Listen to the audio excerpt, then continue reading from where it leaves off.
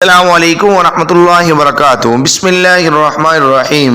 میرے معزز ناظرین، نیو ناول ظالم نیکا اور مظلوم طیف ایپیسوڈ نمبر 20، اس کے اندر آپ دیکھنے جا رہے ہیں۔ بہت ہی انٹرسٹ ایپیسوڈ ہے، اور جن لوگوں کو یہ عارضہ لے گیا کہ وہ کسی گرل فرینڈ سے محبت کرتے ہیں اور یہ چاہتے ہیں کہ اس کو اپنی زندگی میں اپنا لیں، اس کو اپنی بیوی بنانا چاہتے ہیں، وائف بنانا چاہتے ہیں، اور ان کو یہ مسئلہ درپیش ہے کہ وہ کیسے اپنے والدین سے بات کریں، کیسے اپنے گھر والوں کو منوائیں، تو یہی سب اس ایپیسوڈ میں آ رہا ہے۔ حازم جو کہ رباب سے محبت کرتا تھا، تو اس کے والدین تو اس دنیا سے جا چکے تھے۔ اب بڑا بھائی حسم جو کہ بہت سخت تھا، تو حازم نے کیسے استعمال کی اپنی بابی عائشہ کو، کیسے عائشہ کا استعمال کر کے اس نے رباب کو حاصل کیا۔ کیا کیا؟ جو کہ رباب، وہ جو کہ وحید ملک جو حسم خان سے سخت نفرت کرتا تھا اور اس کا مخالف تھا سیاست میں، اس کی بیٹی رباب کو حازم نے کیسے حاصل کیا، کیا کیا حازم نے، اور کیسے کر کے اس نے اپنی عائشہ بابی کو استعمال کیا، یہ سب جاننے کے لیے جتنے لوگوں کو یہ مسئلہ درپیش ہے، وہ کسی گرل فرینڈ سے محبت کرتے ہیں اور اس کو اپنی زندگی بنانا چاہتے ہیں، تو آئیے ہمارے ساتھ رہیے گا، جانیے یہ سب طریقے بھی اور ایپیسوڈ بھی سنیے، اور اس سے نیکسٹ ایپیسوڈ جو ہے وہ اس سے بھی زیادہ جو ہے وہ انٹرسٹ ہے، جس کے بارے میں ہم اینڈ پہ بتائیں گے۔ تو چلتے ہیں اپنی ویڈیو کی جانب۔ جائیے نا بھابی، حازم اپنی بھابی سے کہہ رہا ہے، عائشہ سے، جائیے نا بھابی پلیز، آپ اپنے کیوٹ، معصوم اور بیوٹیفل دیور کے لیے اتنا تو کر سکتی ہیں نا۔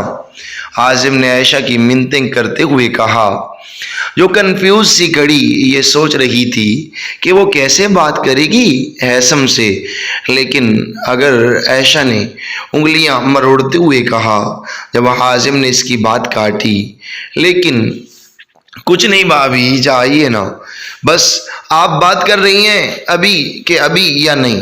حازم نے حاکمانہ انداز میں کہا، اب تم مجھے آرڈر دو گے؟ عائشہ نے آبرو اچکا کر سوال کیا۔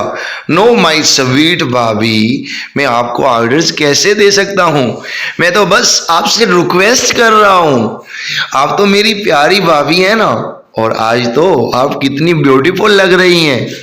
حازم نے مکھن لگایا۔ نو بٹرنگ حازم، عائشہ نے مصنوعی خفگی سے کہا، جبکہ اس نے اپنی مسکراہٹ بمشکل کنٹرول کی تھی۔ ہاں بھابی، یہ اپنے مطلب کے لیے آپ کو مکھن لگا رہا ہے، ایک نمبر کا خود غرض ہے یہ۔ رحاب نے اپنا حصہ ڈالنا لازمی سمجھا۔ یہ رحاب حازم کی چھوٹی بہن تھی۔ او چڑیلوں کی مہارانی، جب دو بڑے بات کر رہے ہوں نا تو چھوٹوں کو بیچ میں نہیں بولنا چاہیے۔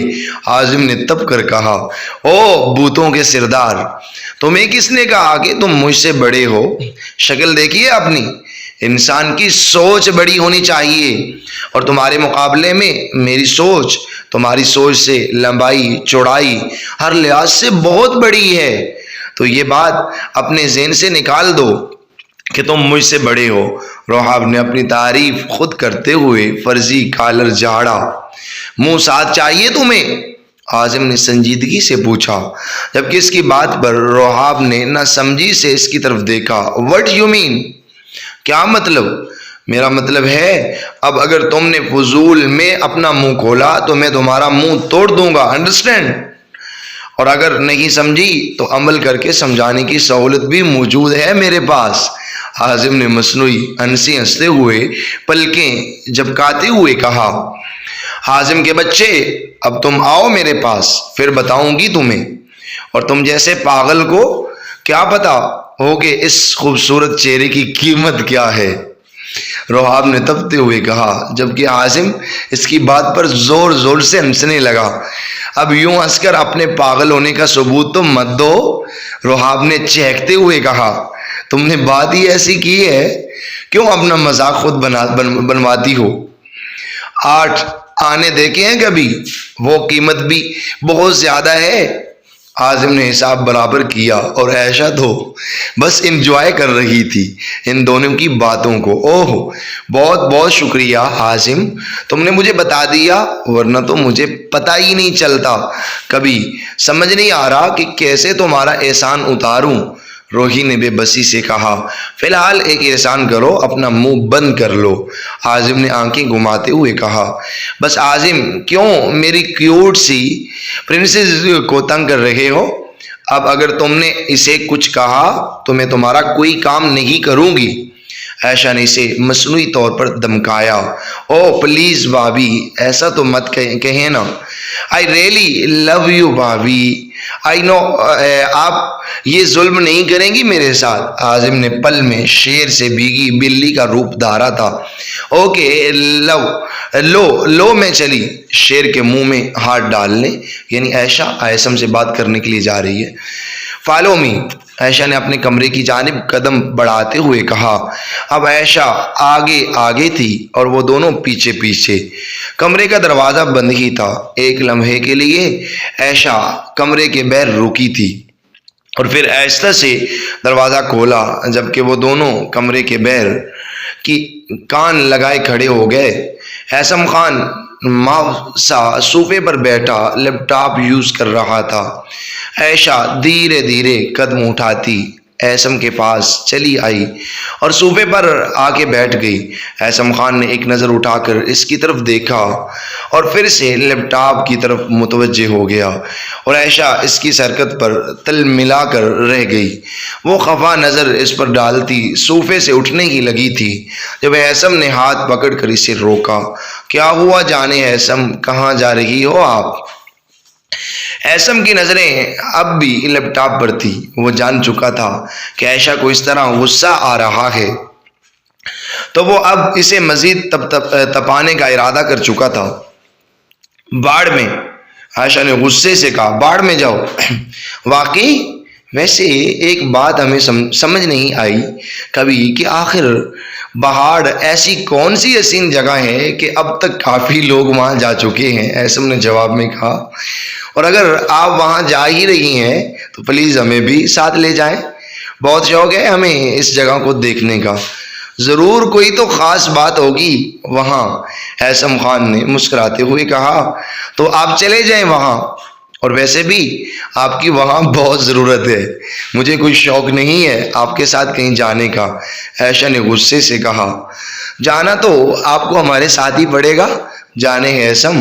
عیسم نے محبت بھری نظروں سے اس کی طرف دیکھتے ہوئے کہا، مت کہیے مجھے جان، ٹائم تو ہے نہیں آپ کے پاس میرے لیے، اگر اتنی محبت تھی اس لیپ ٹاپ سے تو اس سے شادی کر لیتے۔ واقعی عائشہ آپ اس لیپ ٹاپ سے جیلس ہو رہی ہیں؟ عیسم نے حیرانگی سے پوچھتے ہوئے اپنی ہنسی دبائی، مجھے کوئی ضرورت نہیں ہے جیلس ہونے کی، چھوڑیے میرا ہاتھ، جا رہی ہوں میں۔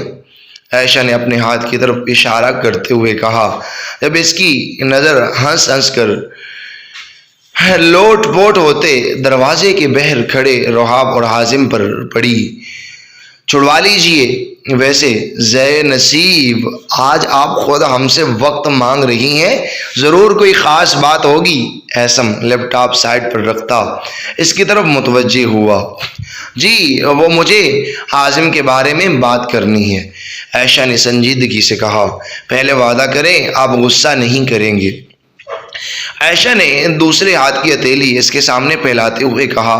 اس بات میں سر ہلاتے عیسم خان نے اس کی نازک سی ہتھیلی پر اپنا مضبوط ہاتھ رکھا۔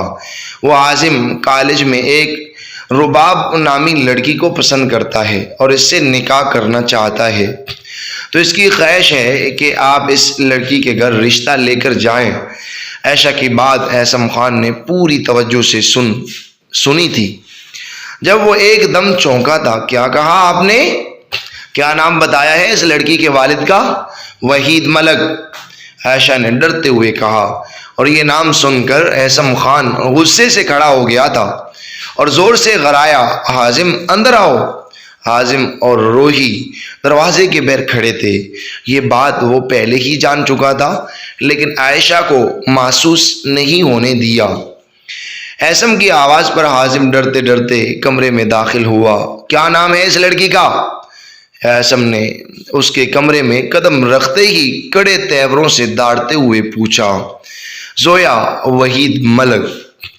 حازم دروازے کے باہر کھڑا پہلے ہی پوری بات سن چکا تھا۔ اس لیے اس نے ڈرتے ہوئے پورا نام بتانا مناسب سمجھا۔ کہاں رہتی ہے یہ لڑکی؟ غصے کے انداز میں پھر استفسار کیا گیا تھا۔ پتہ نہیں بھائی، حازم نے کبھی پوچھا ہی نہیں تھا، اس سے منمناتے ہوئے اطلاع دی گئی۔ کال کرو اس لڑکی کو اور پوچھو کہ اس کے والد کیا کرتے ہیں، ایسم نے سخت لہجے میں حکم دیا۔ جی بھائی، حازم نے اس بات میں سر ہلاتے ہوئے رباب کو کال کی۔ دوسری جانب سے پہلی ہی بیل پر کال ریسیو کر لی گئی۔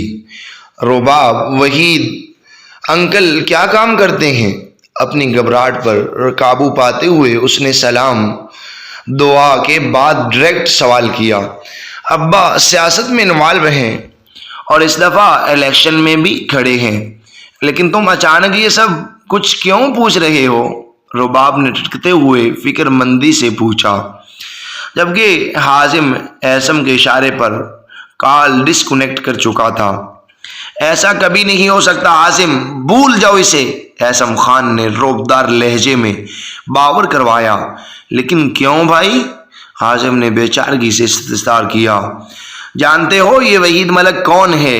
ایسم خان نے گرجتے ہوئے پوچھا اور پھر خود ہی جواب دیا۔ غصے سے رگیں تنی ہوئی تھی۔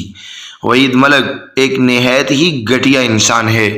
یہ وہی شخص ہے جس نے سوشل میڈیا پر ہماری عزت کو نیلام کرنا چاہا، اور تم چاہتے ہو کہ میں اس کے گھر تمہارا رشتہ لے کر جاؤں؟ ایسم نے چلاتے ہوئے حازم کی طرف سوالیہ نظروں سے دیکھا، جبکہ حازم تو ایسم خان کی بات سن کر ہی شاکڈ رہ گیا تھا۔ اس نے کبھی رباب کے بیک گراؤنڈ کے بارے میں جاننے کی کوشش ہی نہیں کی تھی۔ اسے سمجھ ہی نہیں آ رہا تھا وہ کیا کہے۔ میں تم سے بات کر رہا ہوں حازم، اسے یوں ساکت کھڑے دیکھ کر ایسم نے تیز آواز سے اپنی طرف متوجہ کیا۔ جی بھائی سن رہا ہوں، میں رباب سے بہت محبت کرتا ہوں، لیکن میں آپ سے اس سے بھی زیادہ محبت کرتا ہوں بھائی۔ آپ جو کہیں گے میں وہ کروں گا۔ حازم نے آنسو حلق میں اتارتے، چہرہ نیچے جھکاتے شائستگی سے کہا۔ وہ نہیں چاہتا تھا کہ ایسم اس کی آنکھوں کی نمی دیکھے۔ کوئی نمکین گولا تھا جو اسے اپنے حلق میں پھنسا ہوا محسوس ہو رہا تھا۔ اگر ایک طرف محبت تھی تو دوسری طرف وہ بھائی تھا جس نے ان کے لیے اپنا سب کچھ قربان کر دیا تھا۔ تو وہ اتنا تو کر ہی سکتا تھا کہ محبوب پر بھائی کو فوقیت دے۔ میں جانتا تھا حازم کہ تم مجھے مایوس نہیں کرو گے، لیکن ایسم نے اس کے کندھے پر ہاتھ رکھتے ہوئے نرمی سے کہا۔ حازم کے آنسو وہ دیکھ چکا تھا۔ ایسم خان اس کی حالت کو اچھے سے سمجھ سکتا تھا، لیکن وہ جانتا تھا کہ اگر فی الحال ایسم اس کے گھر رشتہ لینے چلا بھی گیا تو وحید ملک کبھی نہیں مانے گا، اور جو گھٹیا حرکت اس نے کی تھی اس کی سزا ایسم خان اسے ضرور دینا چاہتا تھا۔ لیکن کیا بھائی؟ حازم نے سر اٹھا کر سوالیہ نظروں سے اس کی طرف دیکھا۔ لیکن میں بھی تمہیں مایوس نہیں کروں گا۔ فی الحال میں یہ سب نہیں کر سکتا، لیکن میرا وعدہ ہے تم سے کہ میں رباب کی شادی اس لڑکے سے نہیں ہونے دوں گا، ایسم خان نے اسے یقین دلایا۔ ایسم خان کی بات سے حازم تھوڑا پرسکون ہوا تھا۔ وہ جانتا تھا کہ اگر ایسم نے کہا ہے تو وہ ایسا ضرور کرے گا، اور اس وقت اس کے لیے اتنا ہی کافی تھا کہ اس کا بھائی اس سے خفا نہیں تھا، اور جلد یا بدیر وہ اپنی محبت بھی حاصل کر لے گا۔ جب ایسم خان جیسا بھائی اس کے ساتھ ہے تو وہ مایوس کیسے ہو سکتا تھا؟ تھینک یو بھائی، حازم نے مشکور لہجے میں کہا۔ دھیمی سی مسکراہٹ لبوں پر سجائے کمرے سے نکلتا چلا گیا۔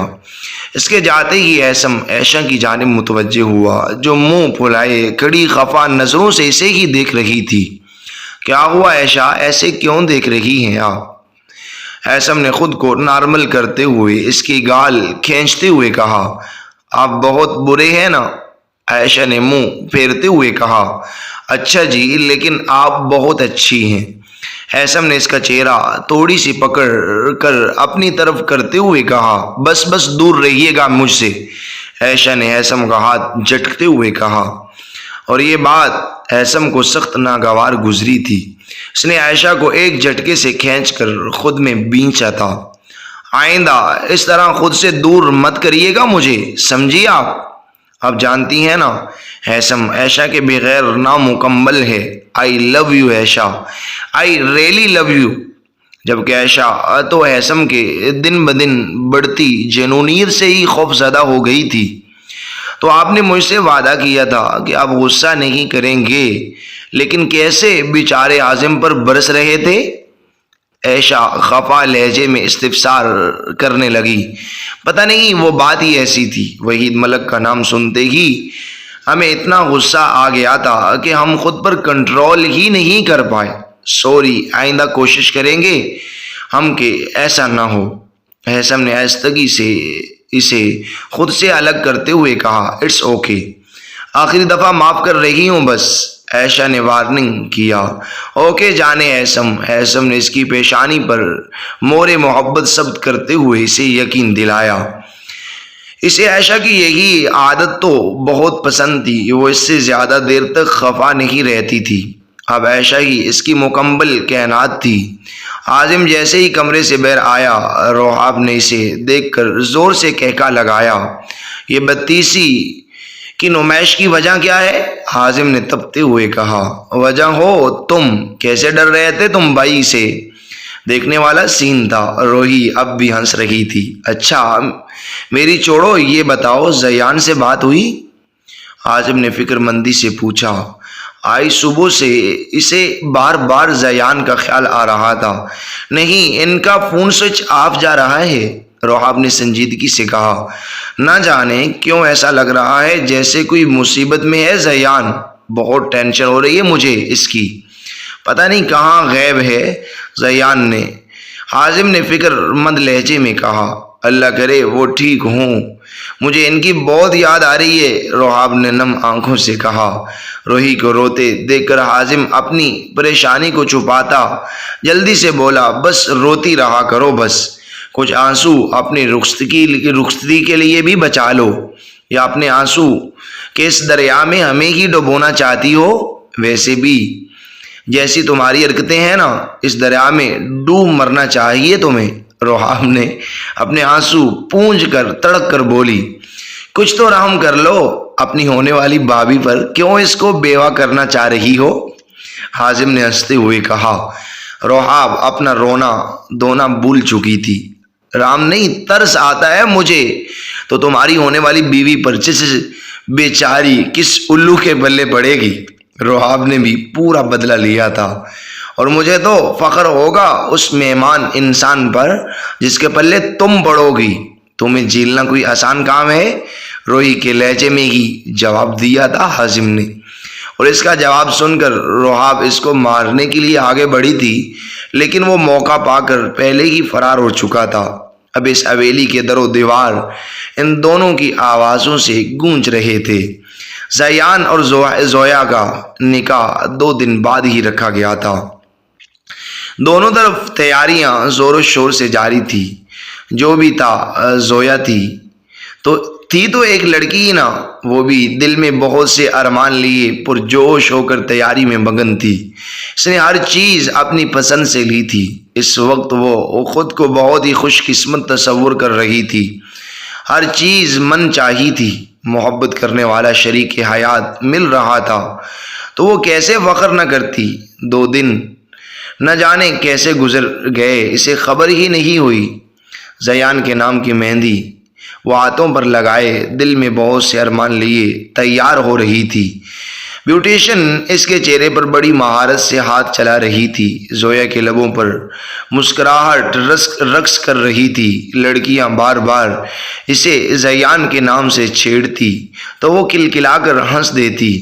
دوسری طرف زیان بھی خوب دل لگا کر تیار ہوا تھا۔ آج تو اس کی جیت کا دن تھا، اس کا بدلہ آج پورا ہو رہا تھا، تو وہ کیوں نہ خوش ہوتا۔ ناظرین، یہ ناول ابھی تک جاری ہے، اب آپ آگے دیکھیں گے جیسے آپ دیکھ رہے ہیں۔ نیکسٹ ایپی میں آپ دیکھیں گے کہ زیان کا زویا سے نکاح ہو رہا ہے، क्योंकि ज़यान ऊपर से इससे मोहब्बत दिखा रहा है लेकिन दिल में नफरत ही नफरत है।